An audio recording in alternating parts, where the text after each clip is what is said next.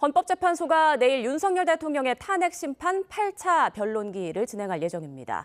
추가 기일이 더 지정될지는 미정인 상태라 언제까지 재판이 이어질지 관심인데요. 현장에 취재기자 나가 있습니다. 권준수 기자. 네, 헌법재판소입니다. 네, 앞으로 기일이 더 잡히지 않으면 당장 내일 결과가 나올 수도 있는 건가요? 네, 조금 전 11시에 헌법재판소 정례 브리핑이 있었는데요. 헌법재판소는 지금까지 8차 변론 기일까지만 날짜를 정해놨습니다. 추가 기일 지정 여부는 미정인 상태인데요. 다만 양측 최후 진술 등 추가 절차가 필요한 상황이라 재판부가 논의를 거쳐 내일 기일을 더 공지할 가능성이 커 보입니다. 현재 관계자는 정해진 건 없다며 재판부 판단에 따라 달라질 거라고 밝혔습니다.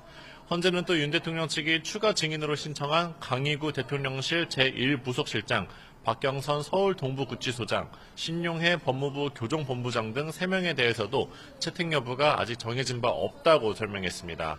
윤 대통령은 내일 8차 기일에도 직접 출석하는데요. 김지민, 전병관, 배진혁 변호사를 추가로 선임해 변호인단을 22명으로 보강했습니다. 네, 어제도 윤 대통령이 직접 심판에 출석해 발언하는 기회를 가졌죠. 그렇습니다. 윤 대통령은 국회 소추위원장이 줄 탄핵과 예산 입법 폭거가 국회 권한이라 했는데 계엄 선포와 후속 조치도 엄연히 헌법상 대통령의 권한이라고 목소리를 냈습니다. 계엄의 절차적인 위헌 위법성보다 국정마비 등 계엄을 선포하게 된 배경을 설명하는 모습이었는데요. 윤 대통령 측은 백종욱 전 국가정보원 3차장과 김용빈 중앙선거관리위원회 사무총장 증인신문에서 부정선거 의혹도 강조했습니다. 백 전 차장은 특히 중앙선관위 보안 점검 결과를 언급하면서 취약한 부분이 있다고 말했는데 다만 부정선거가 있었는지에 대해선 명확히 답변하지 않았습니다. 이어 김용빈 중앙선관위 사무총장도 가짜 투표지가 발견됐느냐는 질문에 보고받은 건 없는 것으로 알고 있다고 말했습니다. 네, 그리고 앞서 국회에서 굳게 입을 닫아온 이상민 전 장관도 어제는 적극적으로 증언했어요. 네, 국회 국조특위 등에서 증언하지 않겠다고 밝혔던 이상민 전 행정안전부 장관은 증인으로 출석해 계엄 선포 직전 열린 국무회의와 언론사 단전, 단수 지시 의혹 등에 대해 상세히 답변했습니다.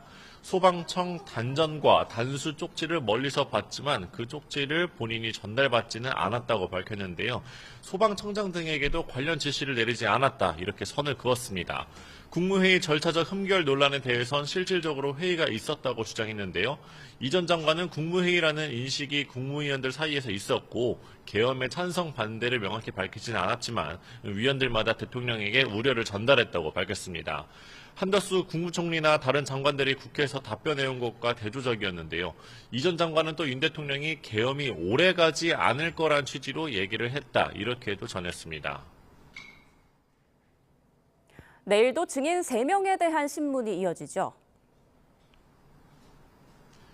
맞습니다. 내일 8차 변론 기일엔 조태용 국정원장, 김봉식 전 서울경찰청장, 조성현 수도방위사령부 제1경비단장에 대한 증인신문이 예정돼 있습니다.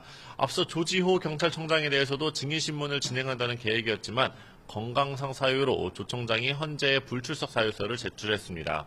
내일은 국회의원 체포조 운영 의혹에 대해 조태용 국정원장 등을 상대로 집중 질의가 있을 것으로 보입니다. 이런 가운데 오늘 오후 2시엔 최재해 감사원장의 탄핵 심판 변론 기일이 열리는데 감사원 직원 등을 증인으로 불러 신문이 있을 예정입니다. 지금까지 헌법재판소에서 YTN 권준수입니다.